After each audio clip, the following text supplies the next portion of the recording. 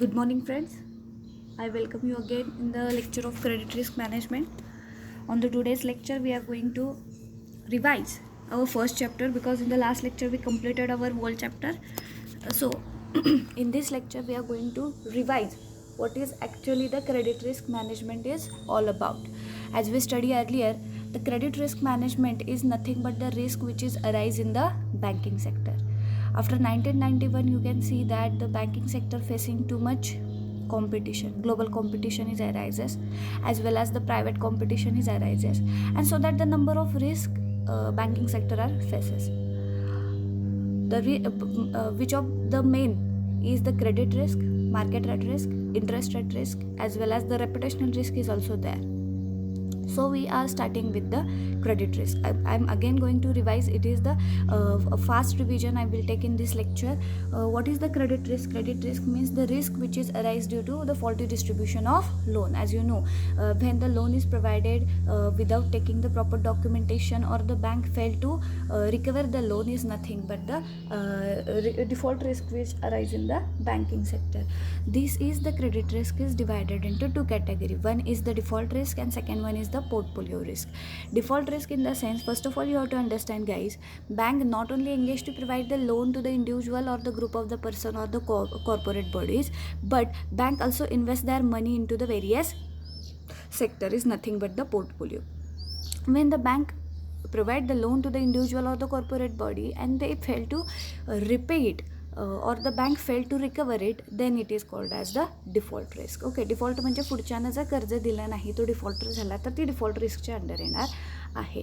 And the second one is the portfolio risk. Portfolio risk in the sense when the bank invested their money into the various sector, and if that sector due to the external you can say that due to the external effect, sometimes that sector going to the downfall, then the portfolio risk is arise. The second one is, what is the importance of credit risk management? According to the Basel, always remember की बॅसेलनी प्रत्येक बँकांना एक norm दिलेले आहेत की whatever the risk is arise you have to face it on your own basis. So there is a credit risk department is established in every bank, and it is responsible to manage all the types of risk which is arise in the particular banking sector. So whenever the such a types of risk is arises, credit risk management department took a step to solve it. So it has a great importance in the banking sector.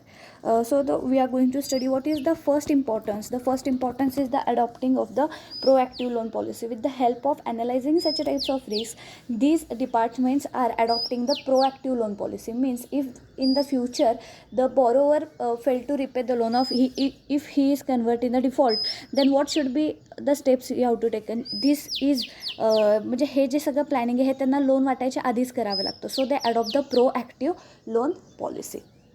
The next one is good quality of a credit analysis. Always remember, whenever the loan providing to the individual or the corporate body, you should think about the what is the credit quality. Credit quality in the sense should not provide the loan into the sector which are in a recession or which are having the high risk of the recovery. The next one is the increase banking business. You know, if you adopt the proactive loan policy, definitely the recovery rate will increases and NPA decreases. So it is increase the banking business. Next one is the proper assessment of the loan. When you see that the default number of defaulters are arises, banking credit risk management department now adopting the very stringent policy regarding to the loan proposal. First you have to check the documents. After that you have to do the verification of that documents going personally to that borrower, and then only grant him a loan. Means the assessment of the loan proposal is very important, stringent rule adopted by the risk management department.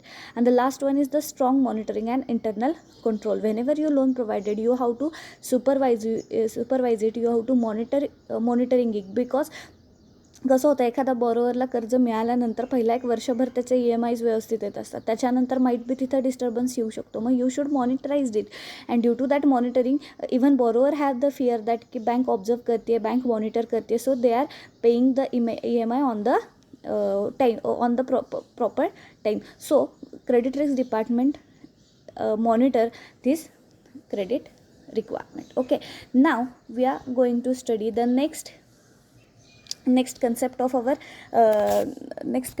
our credit risk management department is the second one is what you're talking about. It is the interest rate risk management. Okay, what is the interest rate risk? Whenever you are adopted a proactive loan policy, or when you think about the, you can say, when you providing the loan, you should think about the loans. Okay, whatever the loans you are providing by the bank, but the rate of interest is determined by the regional rule or the your Reserve Bank of India.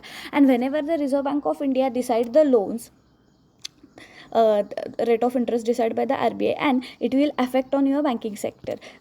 In every monetary policy, banking sector provide every monetary policy, the Reserve Bank of India fluctuate the rate of interest, and mostly it is affect on your because you are providing the loan on the to the customer on the large basis. आणि मग कसं होतं, जेव्हा monetary पॉलिसीमध्ये आपल्याला लोनचे fluctuations होतात, rate of इंटरेस्टचे फ्लक्च्युएशन्स होतात, it will arises the risk. म्हणजेच थोडक्यात आपल्याला काय म्हणायचं आहे, what is the interest rate risk? Interest rate risk is nothing but the risk which is arise due to the fluctuation in a market rate. And due to that, sometimes various types of recovery, or you can say the various types of ज्याला आपण काय म्हणत असतो की net income interest are fall down. कारण बँकेला ह्या interest जो काही चार्जेबल असतो on the basis on the credit, त्याच्यातूनच प्रॉफिट मिळत असतो, आणि त्यामुळं मग तिथं वेगवेगळ्या रिस्क अराईज होतात. ती होती interest rate risk. Now we are going to study what is the operational risk. What is the operational risk? Operational risk means the risk which is arise due to the faulty operations of bank. आता faulty operations म्हणजे काय? एकतर ते human बिंगकडनं होतं आहे, किंवा एकतर ते सिस्टीम एररकडनं होतं आहे. आता बऱ्याच वेळेस कसं होतं, की after 1991 we adopted the bank computerisation, आणि त्याच्यामुळं कसं होतं, बऱ्याच वेळेस इंटरनेट कनेक्टिव्हिटी असू दे, किंवा मशीन, किंवा काय इलेक्ट्रिसिटी सप्लाय कमी असल्यामुळं, किंवा काही असे जे सिस्टीम एरर्स येतात, आणि त्यामुळं इन्फॉर्मेशन तिथं लीक व्हायची शक्यता असते, किंवा प्रॉपर इन्फॉर्मेशन तिथं स्टोअर होत नाही. अशामुळं ज्या काही रिस्क करायचं होतं त्याला आपण ऑपरेशनल रिस्क असं म्हणतो आहे. मग नाव we have to focus what is the operational risk. The operational risk means the risk which is arise due to faulty operations of bank. It arises due to two tools. One is the system and second one is the human error. Next one is the complex. What is the causes of operating risk? The first one is the complex internal process, because number of banking product launched by the banking sector, because they want to sustain in the market. वेगवेगळे products आता तिथे आलेले आहेत, and to providing such a types of product through the each channel, sometimes the complex processes arise, sometimes the employees also being confused how to provide it, what are the rate of interest on these various e-products. So the complex internal process you can see here, and due to that the operational risk is arise. Next one is the faulty IT operations.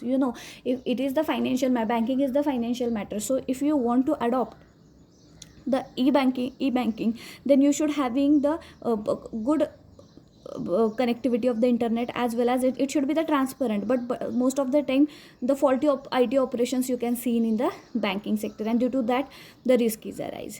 The next one is the faulty approval of loans. Sometimes due to the nepotism, or you can say the favoritism, the loan is provided without checking his credit worthiness, and which is affect on the banking credit flow, और you can say the faulty approval. बऱ्याच वेळेस तुम्ही बघता ना, cooperative बँकेच्या बाबतीत सुद्धा तो माझा वॉर्डमधला आहे, किंवा तो माझा मतदार आहे म्हणून तिथं कर्ज दिलं जातं विदाऊट चेकिंग हिज क्रेडिट वर्थिनेस. त्याचं आपण ऐपतच चेक करत नाही आणि लोन देतो, आणि बऱ्याच वेळेस हे काय होतं, हे ड्यू टू द ऑपरेशनल रिस्कच आहे, बिकॉज बोर्ड ऑफ डायरेक्टर्सच्या नेपोटिझममुळं असू दे, किंवा तुमचे जे एम्प्लॉईज आहे एम्प्लॉईजनं सांगितल्यामुळं असू दे, एम्प्लॉईजनं चुकीचे डॉक्युमेंट्स चेक केल्यामुळं असू दे, ह्या रिस्क तिथं अराईज होतात. आणि most of the time the pressure of the high authority, you can see that after the 1991 you have to face the global competition as well as the private competition. So the performance based salary is adopted, as well as the performance based promotions are there, and so that there is pressure of the target, there is a pressure of the high authority to complete so and so target,